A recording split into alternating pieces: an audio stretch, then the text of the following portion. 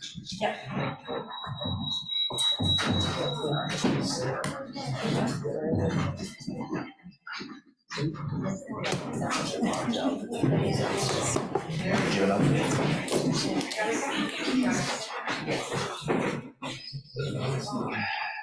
Welcome to the Falmouth School Committee meeting for January 9th, 2024.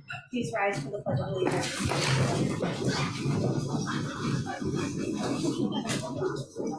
I pledge allegiance to the flag of the United States of America and to the republic for which it stands, one nation, under God, indivisible, with liberty and justice for all.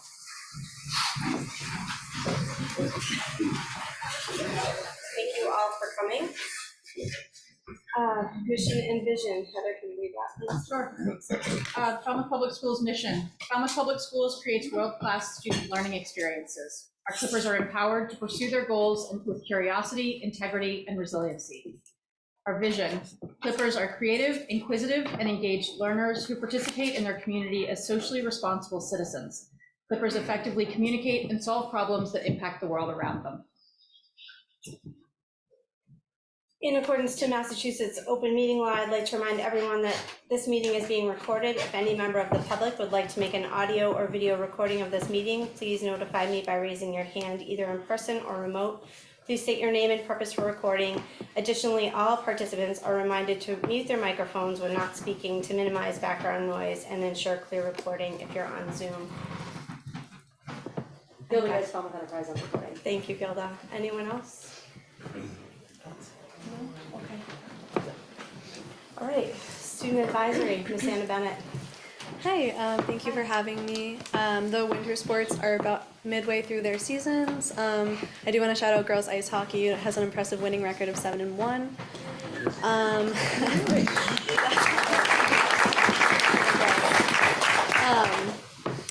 This week there was a math team meet. Additionally, we had a senior class meeting today regarding a couple of upcoming events. We started talking about graduation, as well as the senior class is getting ready to start preparing for senior auction, which is one of our biggest fundraisers throughout all of our time at Falmouth High School. And it's a student government based thing that we do where we get like donations from the community and friends and family and businesses and things, and auction them off to the community. Also at the STEAM Fair, which will be March 16th, there's also a virtual component which will be around then as well. And then a change this year is that junior prom is now combined junior senior prom, which is kind of new this year. We're excited to see how that pans out. And e-hall pass, I believe I've talked about that here before, but that's kind of in full swing. Worked out all the kinks, I think, pretty much. So if there's any questions about anything I mentioned or didn't, feel free. Do you have any questions? How's the e-hall pass going, Anna? From my perspective, it's good. I think that like a lot of, as issues were coming up, they were getting fixed and corrected, and it's just one of those things you have to get used to. Like it was definitely a little bit rocky at the beginning, like anything would be. Sure. But I think it's gotten good. Going along. Great, thanks. All right. Thank you, Anna. Thank you very much. So I'd like to welcome all the obvious parents that are here, and just for the record, I too am a parent, and I too am one of you, so please remember that. Because I was provided with advance notice that parents intended to speak tonight during public comment regarding student discipline and school choice, I just want to say up front that while I always want to hear all the voices, student discipline does not fall under the purview of the school committee. However, improving the Clipper experience for all students does. And I think that that's probably where we can kind of loop in here. While the school committee has the authority to adopt student discipline policies in accordance with student discipline laws, our authority does not extend to include the oversight of how specific student discipline matters are handled. Those are operational matters which fall outside the legal purview of the school committee. Any concerns or complaints regarding how specific student discipline matter is being or has been handled should be processed through the administrative channels at the school level. insofar as school choice and student discipline are concerned, while the school committees are authorized to establish terms for accepting school choice students, DESE has made it perfectly clear that a school district cannot consider a student's prior disciplinary record, among other factors, as part of the school choice admissions process. In addition, it's important to note that school districts are prohibited from publicly disclosing the identities of students who participate in school choice. I'm a parent, and when I said I'm on your side and I'm an ally, I mean it. Moving forward, how do we fix the broken part? We start with letters asking for change with our legislators. We can only fix what we can control, otherwise it's out of our immediate control, but we can spark the flame for change. We are better together and we have strength in numbers, and I think if we all stick together and show our passion together to write letters to our legislative bodies, that's how we can do it together. Finally, I wish to note that in accordance with laws that protect privacy and confidentiality, rights of students and staff members, as well as the committee's own public policy, complaints made during public comment regarding staff members or students specifically are prohibited. Administrative channels are the proper means for the disposition of such matters. That being said, I'd like to open it up to public comment. Who would like to speak first? Oh, I should also mention that public comment is limited to 2 minutes. I will sit here all night and listen to everyone if that's what it takes. I am a firm believer that everyone that wants to be heard should be heard. I am not interested that it's getting late. I am here for you. I want to hear you, and I think every voice is important. That being said, I have to stick to the 2-minute time frame, otherwise I do have to work at 6 tomorrow morning. So that being said, I'm happy to start a timer, and who would like to begin? Mr. Sabin, please. Before you start the timer, Yes. my wife and I prepared statements. Yes. We agree with your rules with 2 minutes. We edited and cut everything we want to say to meet that, and I would just request a courtesy. Can you just have you, sorry, can we have you sit to the, sorry. Just so that, so these recording devices and microphones are called owls, and it's just so that owl can capture you. So we prepared our statements to meet the 2 minutes or under. I would request a courtesy, just not to be cut off in the last couple words. I'm sure that'll be It's going to fine. be under 2 minutes. Perfect. Our son was the victim of an unprovoked violent assault in a Falmouth high school classroom on Monday, December 18th. We have raised many concerns following that incident with administrators at the high school and with the superintendent. We understand student behavior, investigations, and punishment are not under the purview of this school board. What we do know is that you are tasked with sculpting and preserving a safe environment for every student in this district. This begins in this room. We are allowed to have values for our school community, and we are allowed to protect those values. We hear too often about students and faculty members afraid to act in favor of good values because of repercussions. We hear too often that students struggling behaviorally have the upper hand against our faculty, and especially against other students who deserve to feel safe and loved. It is your job to preserve the values within Falmouth Public Schools building. That needs to be taken seriously beyond some slogan on a website. One positive contribution, one positive community. If you don't have the resources to impact every student with that message, then you need to do better.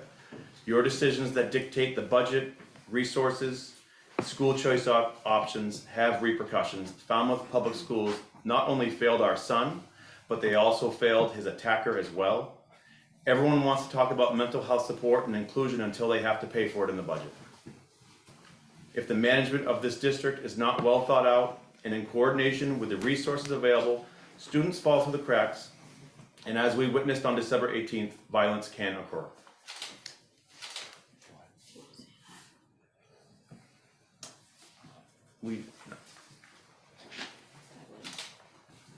We would have liked to have shown the video of the person that attacked our son.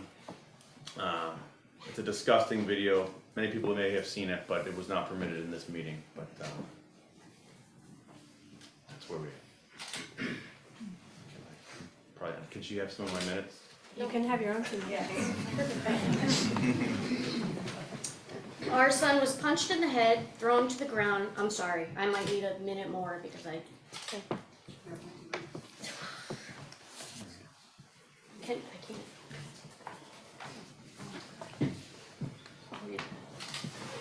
Our son was punched in the head, thrown to the ground, and then kicked in the head in an unprovoked surprise attack by a violent student who, without remorse, filmed our son curled in a ball on the ground in pain.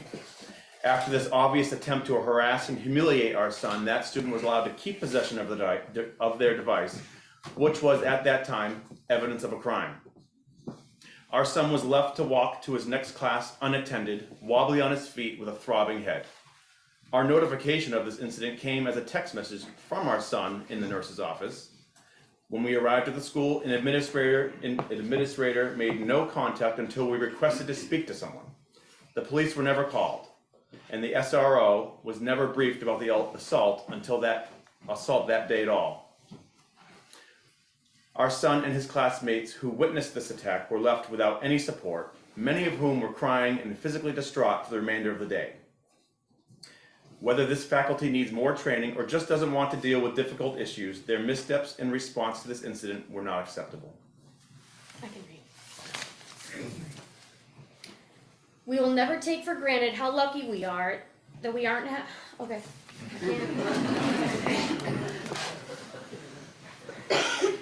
We will never take for granted how lucky we are that we aren't having memorials right now for our son. A different angle of the kicks from the attacker's shoe, a different type of weapon, you name it, and our son wouldn't be here. This is serious stuff. Students who've attacked anyone in our schools do not deserve to attend Falmouth Public Schools. Suspensions are not enough. It's not taking care of anything, and it's putting our children in harm's way every single day. Our son is a great student, an amazing friend, an athlete, a lover of all things Falmouth. He should be beyond proud to have students like Ollie. Academically, he's not at the top of his class,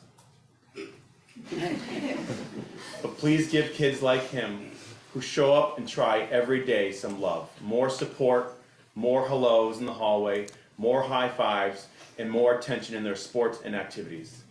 These are the kids who need to hear it and feel it. We understand that this is not a question and answer session, but we are happy to leave a copy of this letter along with some open-ended questions that we, unfortunately, don't have enough time in our 2 minutes to read. It would be nice to believe that this board would seriously consider how to address these concerns. Thank you, Mr. and Mrs. Sabins. Our friend volunteered to read through some of our questions.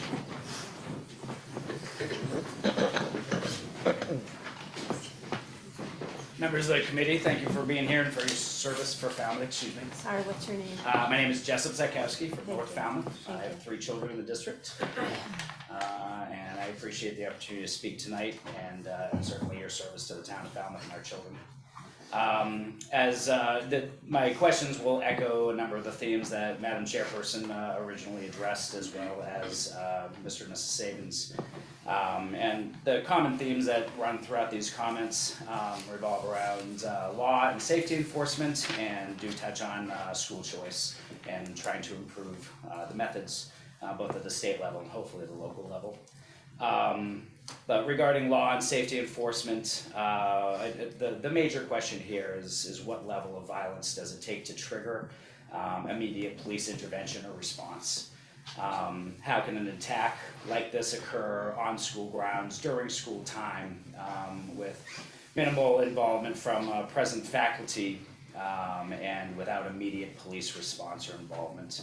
The obvious question that spurns from that is, do we have enough school resource officers on hand? And Officer Brandt does a wonderful job, as I understand it, and from also what we understand from Falmouth Police Department, there is one promised for hopefully the near future.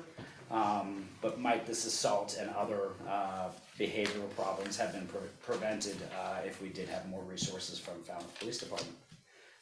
The assault that occurred on 12/18, as reported to the SRO by the victim's family, was up to 2 days later. The attacker was not addressed or interviewed until 2 days later. And so obviously there's a gap in obviously an escalated incident and the response from local law enforcement and within the school itself. Can the district do more to educate staff and faculty for violence prevention, de-escalation, and incident response? What can we do from a professional development standpoint to actually, instead of maybe taking some times from the professional development times throughout the year to address the hows instead of just the theoretical whys? Does Falmouth Public Schools offer adequate mental health resources? And that is a challenge that every school district across the nation must tackle on a daily basis. To this point, resources offered to the victim and witnesses of the assault have been reportedly inadequate, and so I think that's obviously a level, something that deserves great importance. Thank you for hearing me out. Appreciate You it. can finish your sentence. I'll try to do better. Thank you.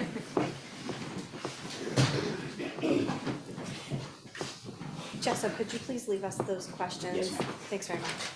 Appreciate it. Thank you. Hi. Hi, my name is Margaret Sabins. I'm Oliver's grandmother.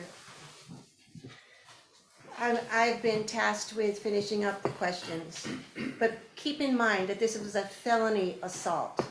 When someone is kicked with a shod foot, it's a felony. And there were 2 days that went by without the resource officer being involved. So what is his role? How can a student punch another to the ground, kick them in the head, and then videotape them for harassment and humiliation, only to be asked to please stop that without immediate interrogation by the police? If this had happened at Walmart or 911 or on Main Street, if it had happened at 7-Eleven or at the rec building, do you think 2 days would have gone by? 911 would have been called immediately. There's been a breakdown in your standard operating procedures, and this committee can do something about that.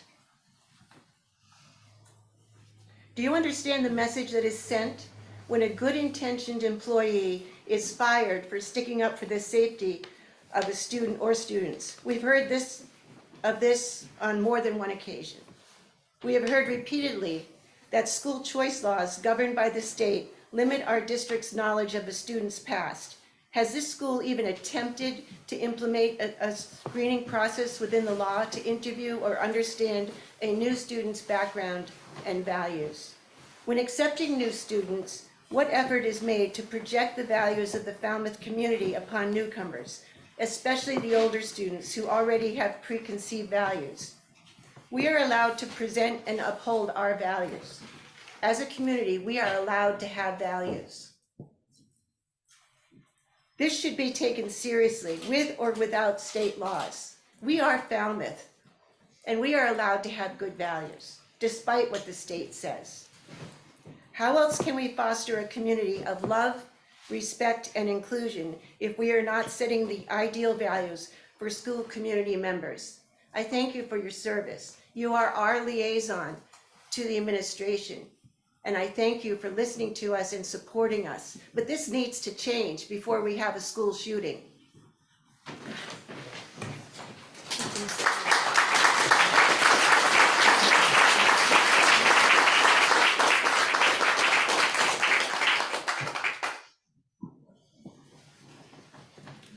Who's next?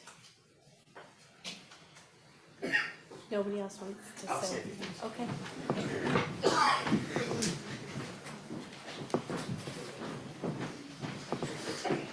Good evening. Hi, everyone. My name is Eric Masterson. I have 3 kids in the school system as well. And, I want to make some more philosophical statements than anything else. I think, I look at my background, and many of you don't know me, but it wasn't a straight line for me. Made a lot of bad decisions as a kid, put myself in some really bad positions, and there was a chance that I would never even be here. The only thing that saved my life was accountability. The only thing that saved my life was accountability. And I think the world that we live in today, there's a sensitivity to a lot of things, and there has to be, and there should be, and we should be sensitive to a lot of different things. And I don't know the person that attacked Ollie, and I would imagine that person has their own stuff going on. And so I'm not here to judge a single person. But nonetheless, as a community, if we're gonna read a mission statement, if we're gonna read values, there has to be an ability to hold people accountable for their actions. Because if not, we're gonna grow up as adults, we're gonna enter the workforce, we're gonna enter society, and we're gonna think that we don't have responsibilities, and we're gonna think we don't have accountability. And that's gonna lead to generations of situations where people aren't participating in society the way that we want them to. Ollie's grandmother talked about inclusivity and bringing people together and bringing people, that is so important, and it's so important in Falmouth.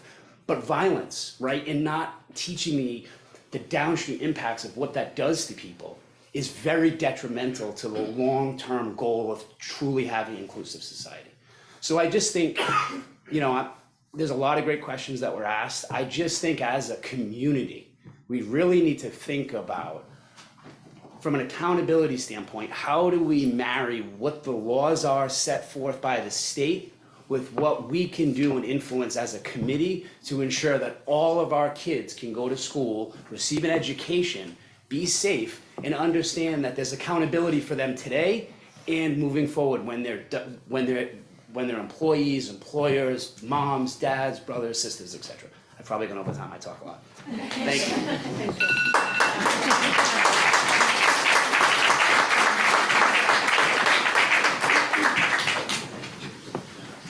Hi, my name is Juno DeLewis. I was a special ed TA at the high school.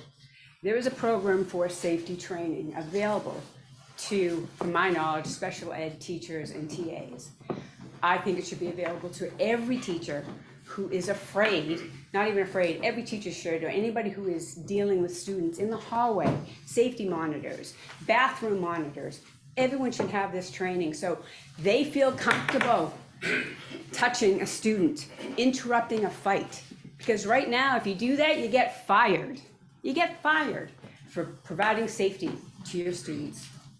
Thank you.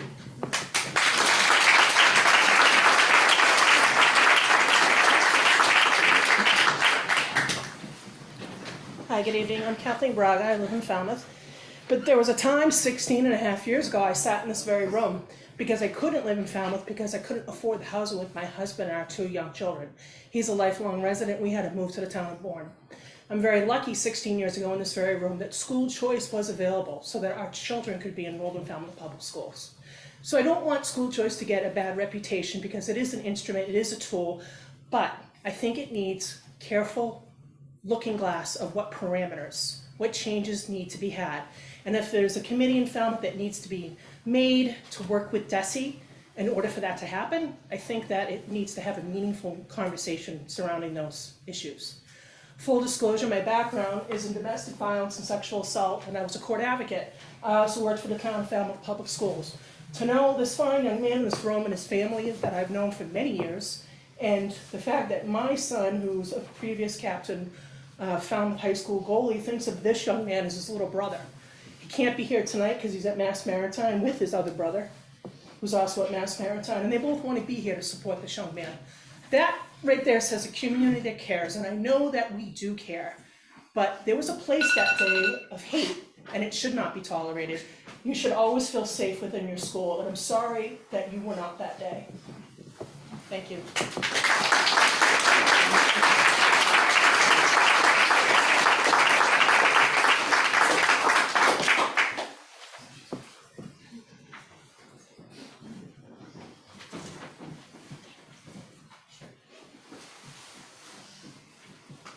Anyone else? I'll sit here all night. No? Okay. That concludes public comment. Is there anything on your computer that we're missing? No hands. No. Am I able to ask a question to save for later? You can ask a question. We can or cannot answer you. Okay. Are you, as a school committee, able to change school choice like K to 6, K to 8? That does fall within, when we go and talk about school choice, moving forward, that can be part of the conversation. Okay, thank you. Yep.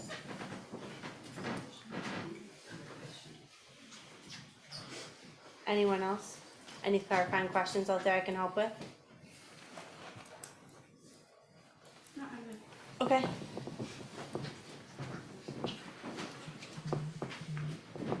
I'm Casey Renisa, and I have one child in the school system. What I'm saying has nothing to do with Ollie, but more with what went on with me when I was younger. Oh my gosh, are you okay? Oh my goodness.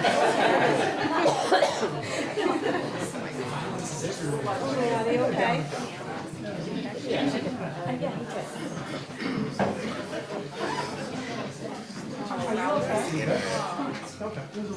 He's good.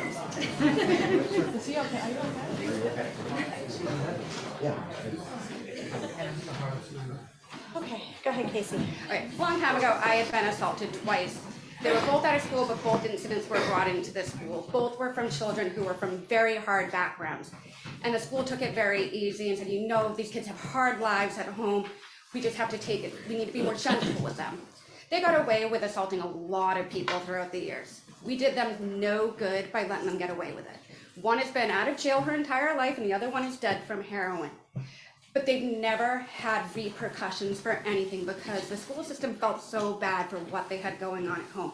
I feel bad for children who do as well, but we need to protect the ones who, they also might have stuff going on at home. You have no idea who does and who doesn't, but I do feel like we don't want to rattle the boat or hurt someone who's already hurting, but yes, they need punishment and maybe counseling at the same time, but I do feel like it just has never changed. I watched it go on the whole time I was at Falmouth High School.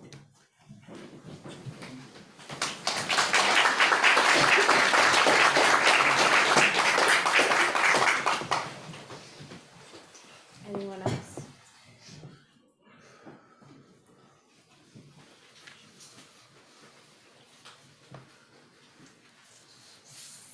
Sarah, sure. Seeing none, once again, thank you all for coming. I wish that we always had a packed house here, but I understand people come out when they're passionate about things, and I think that this is definitely something to be passionate about, to invoke change, to ask hard questions. There's an expression, heavy is the head that wears the crown, and the shoulders are feeling kind of heavy right now, but I am here to help as best I can. I am here to go the distance. I'm a parent just like every one of you. So thank you all for coming out. We sincerely appreciate it. Moving on, the superintendent update. So, I'd like to make a statement before. You might want to stay for just another minute. I'd like to make a statement before I finish with the update. At the outset, I would like to state that, especially in our world today, student safety is a major focus of every day in our Falmouth schools. We want all our students to feel safe at school, and no student should ever be subjected to any type of physical assault, such as the one that occurred at the high school on December 18th. I am sincerely sorry that this incident happened and want everyone to know how seriously we take these matters. Whenever incidents like this do occur, it is our standard practice for our school administration to conduct an immediate and thorough internal review in order to gather all the facts and to address any and all areas of protocol that may need to be refined and strengthened so that we can ensure that we are doing our very best to provide a safe learning environment for all of our students and staff members. As members of the school committee are aware, based on information shared with you by parents of a Falmouth High School student, a high school student was reported to have physically assaulted another student in a classroom on Monday, December 18th. The high school administration conducted a thorough investigation into the physical assault, and in handling the matter from a disciplinary standpoint, the administration followed the due process notice and hearing requirements outlined in the applicable Massachusetts student discipline statutes. In addition, in a case such as this, where administrators have a reasonable basis to believe that the incident could rise to the level of a possible criminal conduct, It is the school district's protocol to notify the school resource officer and/or the Falmouth Police Department. The police then conduct their own investigation into the reported assault and determine whether criminal charges may be warranted. Given that student discipline matters are highly confidential, I am not at liberty to share any further details of the specific incident, including what discipline was imposed and/or what types of supportive measures were offered.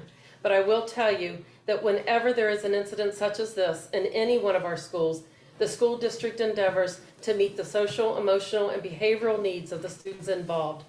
In addition to possible suspension from school for a certain period of time, as determined by school administrators, our approach also typically involves a range of remedies, including, but not limited to, referral to a school adjustment counselor, referral to outside counseling, performance of a safety risk assessment, the issuance of no contact orders, school schedule changes, increased supervision in certain areas of the school, restorative practices, as well as possible educational components. Since 2014, long-term suspensions have been strongly discouraged under Massachusetts student discipline law, and while one of the state's student discipline statutes was amended as of November 8, 2022, whereby school districts are prohibited from suspending a student until alternate remedies have been used and documented, there are exceptions to this. In this regard, alternative remedies are not required, and a student can be suspended if the school can document specific reasons as to why alternative remedies are unsuitable or counterproductive, and/or where the student's continued presence in school would pose a specific documentable concern about the infliction of serious bodily injury or other serious harm upon another person while in school. With respect to school choice, DESE has made it clear that a receiving school choice district cannot consider a student's prior discipline record, among other factors, as part of the school choice admissions process. We do not publicly disclose who our school choice students are. Once they are accepted, they are considered Falmouth students. Again, I want to assure the school committee, as well as all of our students, families, staff members, that the safety within our schools is our top priority, and we take all student discipline matters extremely seriously. I would like to once again to offer to Mr. and Mrs. Sabins or any of our other parents, our school committee members, and, or community members who would like to meet with Attorney Gans to learn more about the state's school discipline laws, to please let us know and engage with us about the changes that you would like. Thank you.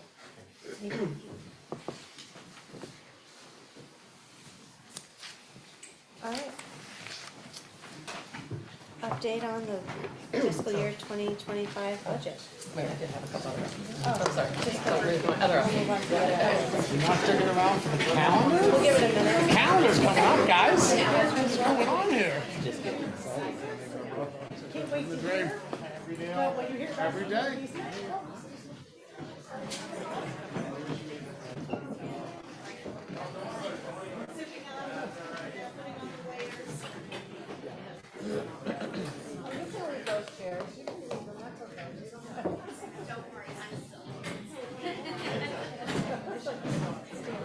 Yeah.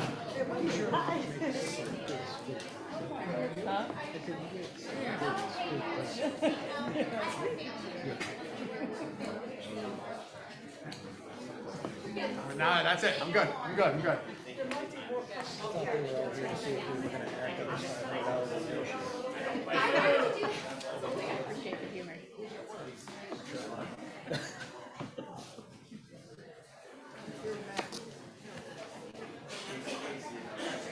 Look how good Eric looks in that sweater. I know, right? He can pull that look off.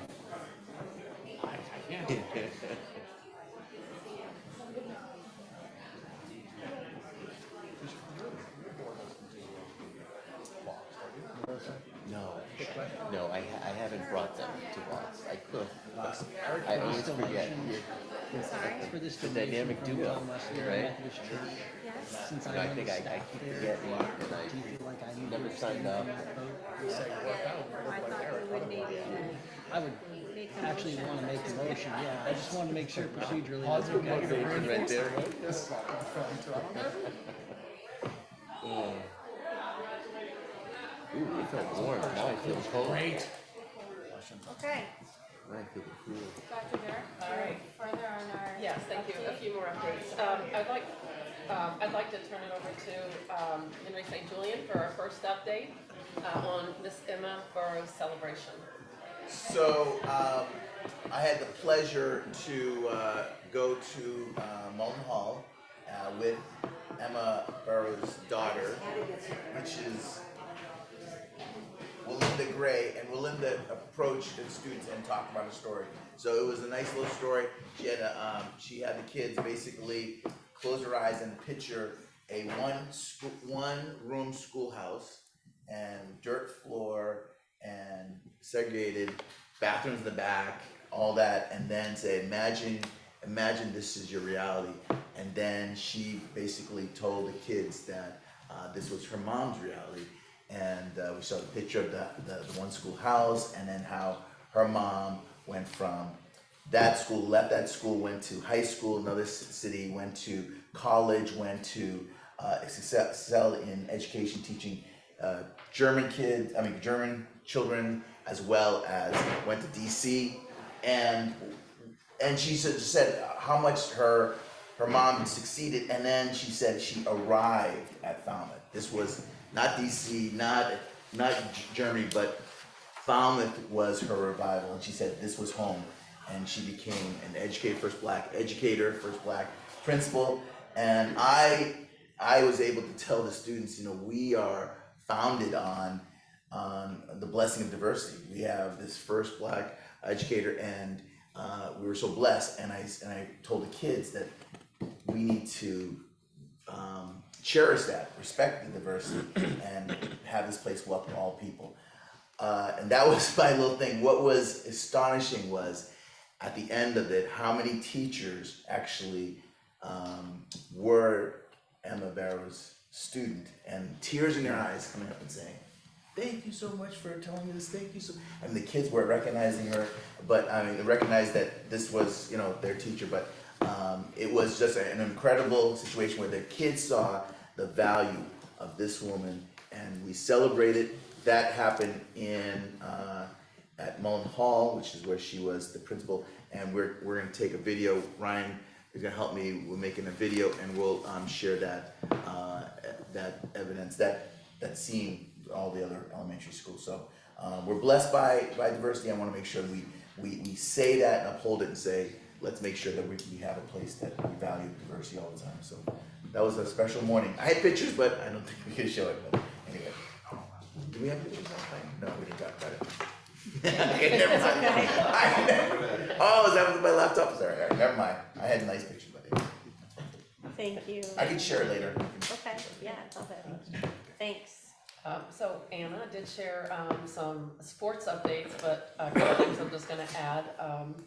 We are very proud of our girls hockey team. I wanted to mention on the girls basketball team, which right now they are 4-3.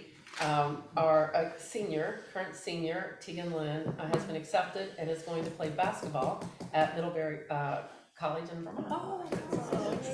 Awesome. Yeah, that's great. And then also a sports update. Right before the break, our football team was just awarded the first annual Bill Daugherty Sportsmanship Award, voted on by the Cape Cod Officials Association. So Jim Butcher, head of the officials, came to the school and dropped off the award to Coach Medeiros and Todd Oliveira. So, congratulations, that's a really important award, I think, the Sportsmanship Award. Our next update, Dr. Tellier is going to talk to us about a Green Ribbon School recognition. Thank you. The Department of Education offered an opportunity for schools or districts to submit an application to be recognized as for Green Ribbon, which is about our work around sustainability, building a better system around health and wellness, and also looking at environmental impacts in our local community and having our students be stewards of the future. And I know Carmela's come and she shared a few different updates and recently spoke about the composting effort that's growing. And so she and I sat down and built off of our overarching and contributing goals an application. So we put it out there, and we don't know, we'll know by April whether or not we would have any level of recognition. But I think what was most powerful was it allowed us to actually put in one document really the totality of everything that we do. And it's pretty astonishing when you see it beyond just the partnership or beyond what we might do in a curriculum, but looking at the partners, things that we've done in facilities, and then adding composting and seeing things grow. So just an opportunity to share it with you. We'll keep you updated, but we're actually looking to take the application and polish it into a little bit of a partnership report. So that'll be coming too. That's great. Thank you. The art show at the high school is January 25th from 2:14 in the afternoon to 4 p.m. You have a flyer there about the art show. Our LPAC event is this Thursday. I'm sorry, it is this Thursday. Man, January is just flying along. This Thursday at 5:30 at Morse Pond Cafeteria. It's dessert and conversations. Bless you. Bless you. It's an opportunity to meet other families and learn more about the opportunities in the schools. So we invite everyone. It's a nice event. Everyone here on the school committee, along with our school FinCom or Finance Committee members, are invited to the fiscal plant tours that are coming up in January and February. So just let Sharon know if you plan to attend one or all of the tours. And the guidance department is conducting the grade 8 tours for Lawrence School students at Falmouth High School on January 11th, 12th, and 13th. They'll meet administration and staff, and then they'll have some student speakers and give presentations. And they are going to add an additional date that for non-Lawrence School students will be able to come and attend and be able to do a tour too into the high school for consideration. Yes. Could I just put in a plug for trying to go on one of the building tours? From riding the bus, you get the real feel of the day, and it's just amazing. They're not that long, and when you get right in there, it's so worth it. So I encourage anybody who can to do that. And the focus of these tours, I'll add, I know I said the fiscal plan, but this is really going to be about future capital plan projects. So it really will be about the physical building, and we won't be touring in classrooms this time. So it's a different angle, but to get to see what's needed, what we feel our priorities are for each of our buildings. So, thank you. All right, thank you so much. Moving on to update on the fiscal year 25 budget. Thank Dr. you. Dur. Thank you. So we've had 2 of our budget meetings. Last Wednesday at Lawrence was for the upper grades, and then yesterday at North Falmouth for our elementary schools. We had both budget presentations went really well. We had great discussions and questions at both.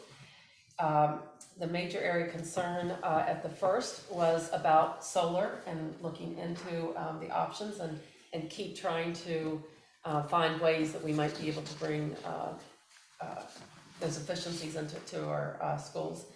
And I think the highlights of last night's meeting was one was about also about sustainability and such, but it was also our career technical education and trying to bring more pathways to our high school and opportunities. I think those were the 2 highlights. And more specific just about the budget, I'm going to turn over to Paul. Sure. And give us some information where we are. Thank you. So just, this will be a short recap about where we are today. We'll be giving another presentation as we finalize these numbers. But as you know, there were a couple pressure points going into the budget formation this year. Salary increases of up 2.5%, so it's about $1.6 million.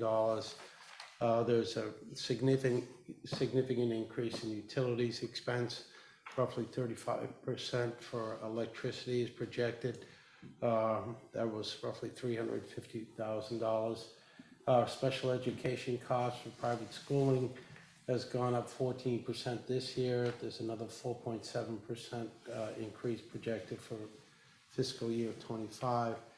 And then this is the last year of our ESSER funding, which is another $800,000 in funding that goes away as of the end of fiscal year '24. So that was sort of the dynamics going into fiscal year '25 budget formation. We've been meeting constantly with the principals, building the budget from the bottom up, line by line, both in non-salary items and in the salary items and staffing, et cetera, as well as a second track, working with the town and coming together on what would be a realistic expectation on the entire budget and budget increase. I want to say personally, I think the cooperation with the town has been really terrific. They've been supportive since we walked in the door early on in the process in September. They are big supporters of the school system, obviously, but have really been helpful to help us think through the whole budget process. And things like this we discussed in our last meeting, the discovery, the trust fund that allowed us to pay for salary, partial payment for salaries. So with that, the number that we've come to gel to, and I'm going to give these are just the high level numbers. And again, we'll come back to this in our next presentation when we've finalized this process. But the total budget number would be $58,222,421. That represents roughly a 3.64% increase in our budget from last year, which was from this year rather, which is $56,175,788. The net increase, I know these are a lot of numbers I'm spewing out here, but we will have these in front of you in our next presentation. But the net increase is just over $2 million, round numbers, $2,050,000 in the budget increase.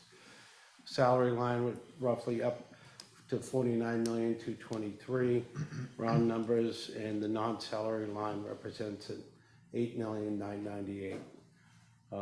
So that we still have some work to do, but that's the context of what we're working with now, is coming in within that $58,222,000 budget number.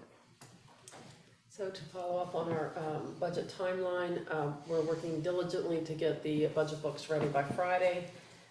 So that'll be part of the process, and if anyone wants to come and pick one up, it'll be available. We will also have it here for you on the 23rd. We'll give a follow-up presentation. On the 23rd, we are scheduled to vote on the budget on the 13th of February, and then present to the FinCom on February 14th. So that's the next steps. Yes. Terry? Last week I was looking at a Mashpee flyer, a flyer published by Mathletic Schools, things that are good about the school. And they pay for their AP student fees. And I thought, Tell me more. So, I mean, I know next year's budget, we've already said was tight, but maybe if we could just give them $10 towards the fee or some little thing, just to put a little plug in.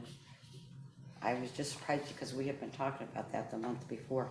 And they don't have user fees either for their sports. I mean, that's something you have to consider too. But anyway, I just said, I just was surprised. We do not have any fees. We don't have fees. No, I know we don't, but sometimes you say, if you're gonna talk about benefits for things, you consider, does the school have to pay user fees? So, no, they didn't either, but anyway.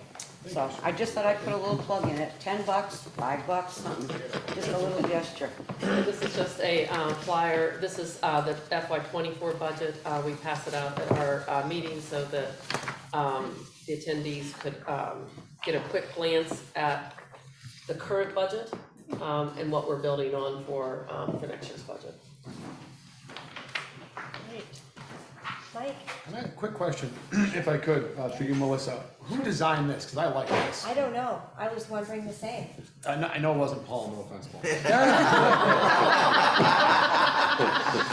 Maybe it was. Was it? No, it wasn't. Well, this is part of the communications training that we're getting. So I'm glad you liked it. It's colorful, I like it. I like the paper, I like the font, I like everything. It's actually really awesome. helpful for these meetings. that Yeah. It's great. It's very hard to see the numbers on the screen when we do the presentations, and so this really helped out that everyone was able to have this in their hands as we talk, so. That's great, I love a good fact sheet, Yeah. okay. Any other, oh, sorry, Heather, please. Quick question, at the risk of beating a dead horse after the last meeting, but wanted to clarify with the Lawrence Trust Fund, because I think we all got an email and I haven't actually seen the trust fund. Are we spending principal or earnings from that fund? However the town would deduct it, but the original fund was $10,000. And the way the will is worded is that there'll be that permanent fund, and proceeds based on interest from that fund can be put towards the principal's salary. So the possible interpretation is that everything over 10,000 is the earnings, not just the current earnings of the fiscal year. Yes. Yep. Okay. Anyone else? No? Okay. Moving on to act on the corrected school calendar 24-25 for November 27th, 2024. I have to admit this was my mistake. I missed it when we approved the original calendar. It was originally in as a half day. This is the Wednesday before Thanksgiving, and it should be corrected as having a full day off, not as a half day. So is there a motion to approve the corrected calendar? Thank you, Mike. Is there a second? Second. Thank you, Bill. Is there any further discussion? Seeing none, we'll do a roll call, but I again want to apologize, that was my error that I missed. We'll do roll call and we'll start with Sue online. Hi, Augusta, yes. Thank you. Halen, yes. Thanks.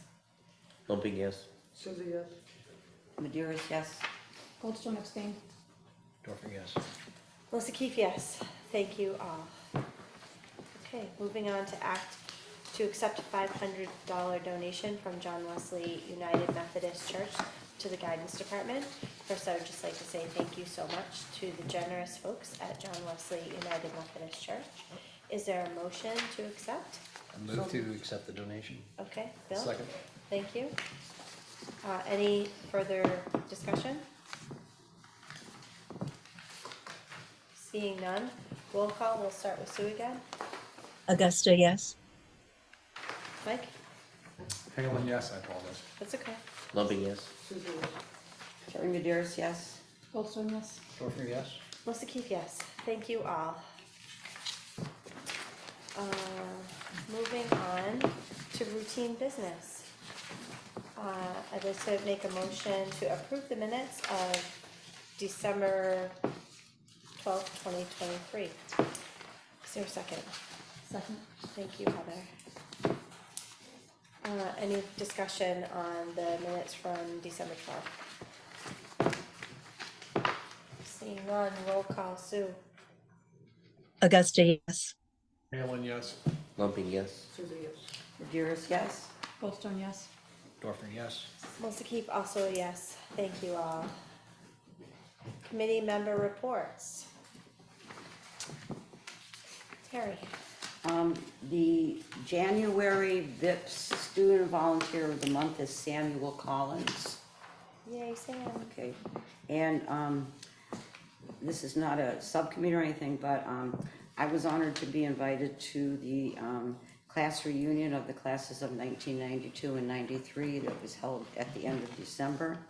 And wow, 30 years later, and you see how successful those kids are. It really was heartwarming that they have our lives in their hands, you know, from banking and doctors and everything. So it was a really great event.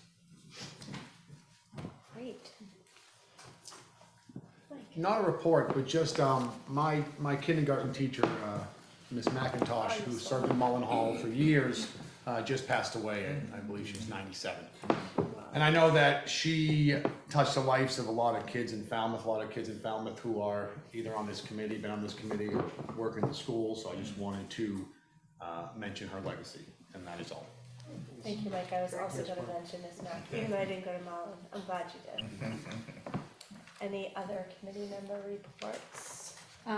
Quick report out from the DEIB advisory meeting yesterday. I think really, again, just really great, vibrant conversations.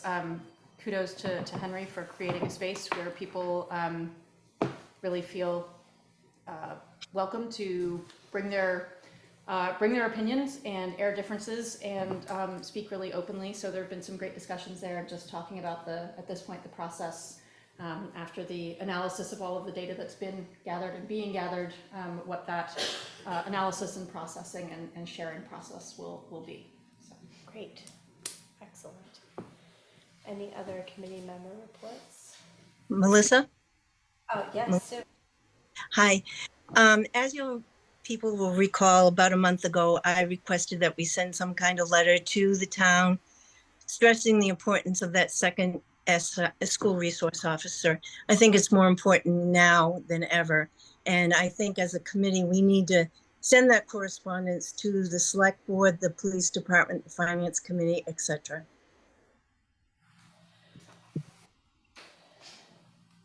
Thank you. Any other committee member reports?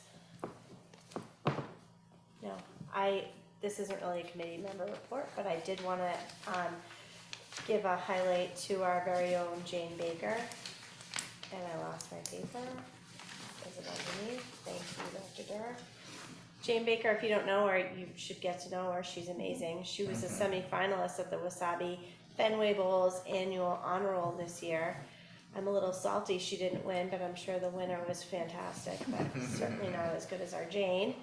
It's a charitable program focused on recognizing and thanking educational institutions and educators who have gone above and beyond to support their communities each year. All semi-finalists have their picture put on a baseball card. On Jane's baseball card, it says Jane Baker not only brings experts across many diverse disciplines, scientists, historians, writers, and community advocates to help her students understand the ways that life and our surroundings can inspire art. She takes her students out of the classroom and into the environment for a full sensory immersion. I know if she were here, she'd want to thank VIPS because they're a big donator, not VIPS, sorry, FEF. They're a big donator to, she will write her own grants to get the kids out. And if you've not been on one of her trips, you really should go there. Every time I go, I'm amazed. I feel like I'm so much smarter just by being near her. So I can't imagine seeing her in action with these students who adore her and would do, you know, they want to be better people because of people like Jane. Whoever won, they better have earned it. Anyway, thank you once again to Jane, and we're very lucky to have her in our community. Next up, are there any requests for future information? Terry. I've become aware that the advisory committee for the grade changes is starting to get underway, and that's good because it seems there'll be more information available on and the new methodology. But last year it got off to a rough start because people didn't feel they had gotten input. So this year I know this committee, they're asking for 4 parents from each school. And one thing kind of surprised me and was that there's just 1 teacher from each school that's going to be on it. And I know committees are hard to handle when they're big. Sometimes they get unruly, but I guess this teacher would have surveys and stuff that they would use. Anyway, I was just wondering about that, if that's how it's going to work, just so that we don't make a mistake like last year that we didn't have really good representation. People thought, but anyway, just a question. If I could make mention, I hope that 4 people are enough, because I hope that we would not just get champions for the grade changing, but also skeptics as well. I think to have an adequate voice, you need to hear from everybody, other than just the people that say everything's great, because sometimes people don't always think everything's great, so. Can we respond? Please, I mean, yeah, just, sure, respond yeah. If you wanna, because it's not just the parent advisory, which is gonna be doing the work. It's gonna be, information sessions to follow, but do you wanna speak a little bit about that, which is the broader group that can give input? Great. Sure. In developing the advisory, we wanted to be able to go through and develop communications, how we want to communicate, how often, when we want to hold in-person sessions versus things that we may want to provide, either in paper dissemination or host on our website, building FAQs, and just talking through the process so that more people can talk through the steps. We are looking then at hosting at least one informational forum as a result of the advisory's work before the end of this year, one in each of the elementary schools. If we're able to get our schedule set up right, and if the advisory so advocates, looking to have a second one in August with the open houses at each of the schools, and then figuring out where we go from there in terms of influencing timeline and decisions. And then, yes, parallel to that is the work of our teachers through professional development and the work of our grade level leaders. There's a teacher leader at every school for each grade, and they come together really as a council of their own.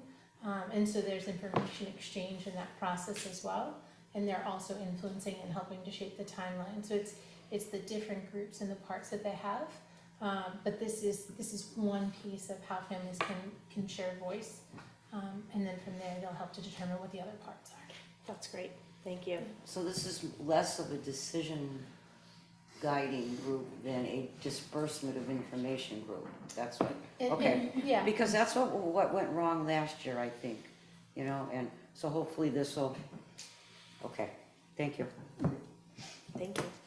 Any other requests for information? So I just would like to request a couple of things. Mike stole my thunder on this Mac. So check that off. I would like to try to find some money in our budget for the AP testing. I know I've mentioned it before.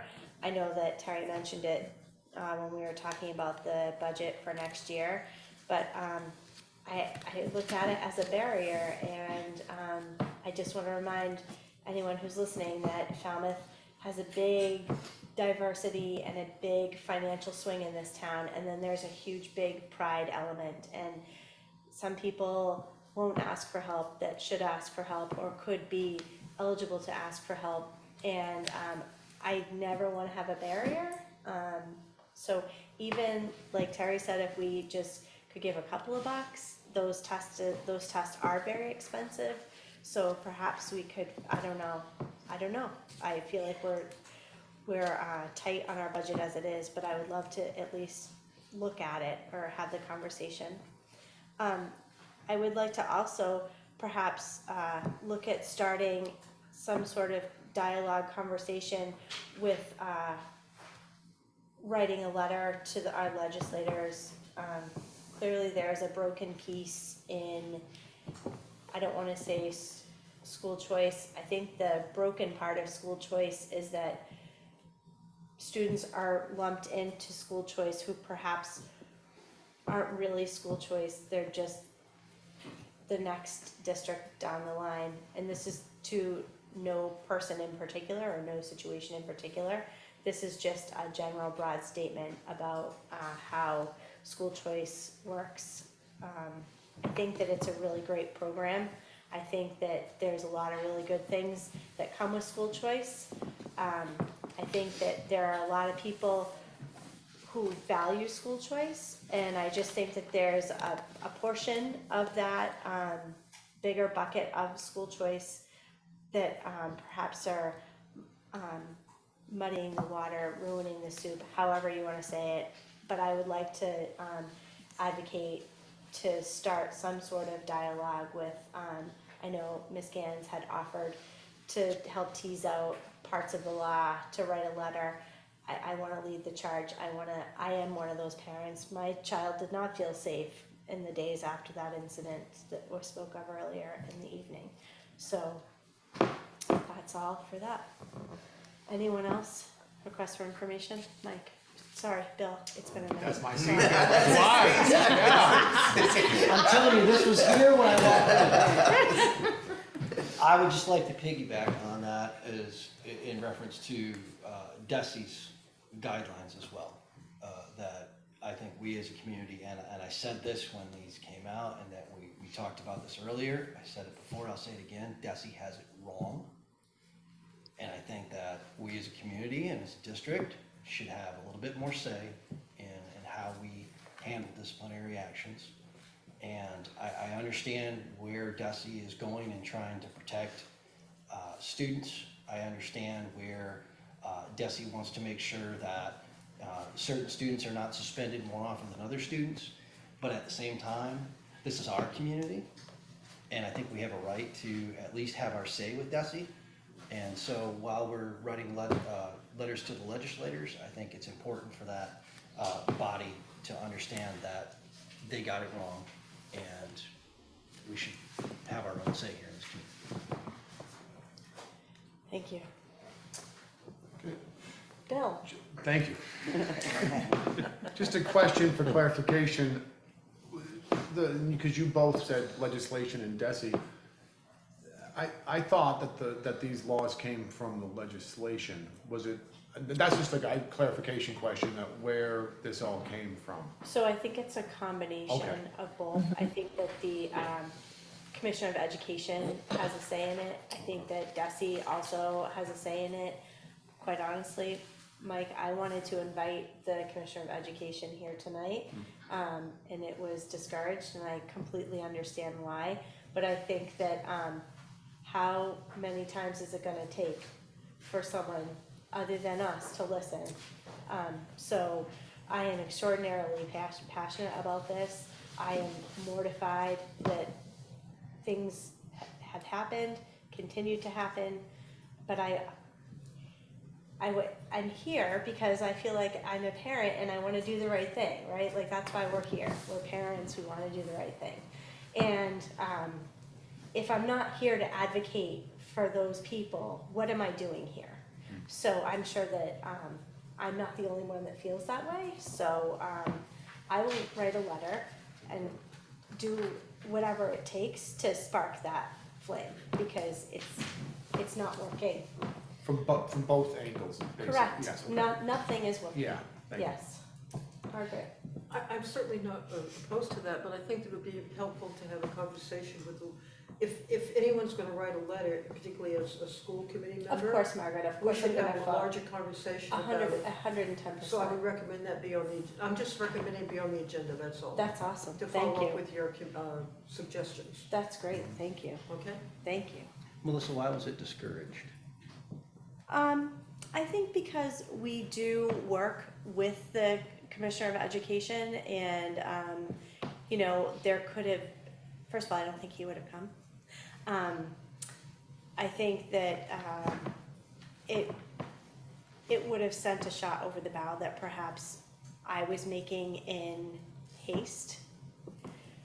Mary, can you help me out with that? Am I putting you on the spot? I don't mean to put you on the spot. No, I just think there's no way the commissioner was gonna show up here and talk about a specific student discipline incident. I don't think that it was for a specific, I think it was just in general, like that I just wanted to. I think even in general, he's not about to. Right, I don't think he's gonna Certainly come not down without here. significant advance notice and without some platform. Of course. Yeah, I guess I'm just curious. I mean, whether they're actually going to accept the invitation is one thing, but I was just wondering why it would be discouraged to send the invitation in the first place. I mean, it doesn't hurt to send an invitation. Well, So I guess I was kind of wondering what the hurt was. I didn't specifically discourage it. There was. Yeah, no, that was my question. I just wanted to clarify my question. We Yeah. contacted our liaison for the school committee, MASC. MASC. And said that the commissioner does not attend local matters. I think it was how it was stated, I believe.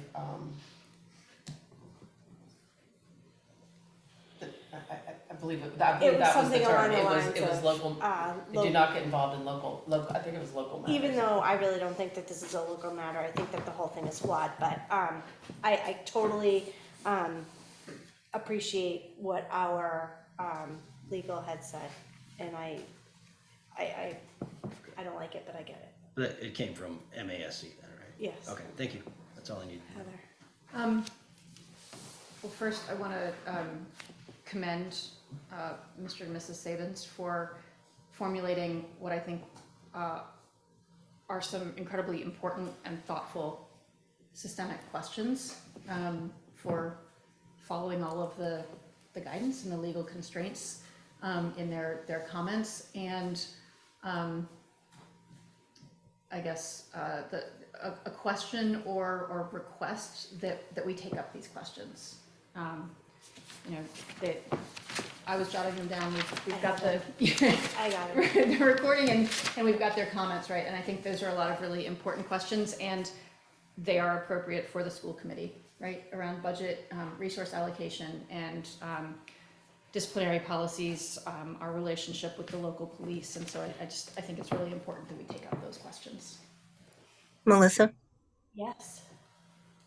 if I may, I think it's entirely appropriate now for us to invite our state reps to a meeting. As far as I know, they have not been there in a bit. Correct me if I'm wrong. And it's a perfect opportunity to start a discussion with them, in particular, the legislative aspect regarding school choice.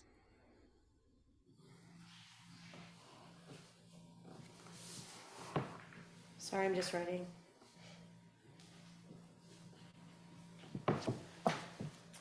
Just to piggyback on Sue's comment, Sue, if you're okay with this, I'm assuming you mean reps and senators, state reps and senators? Exactly. Thank you for adding that.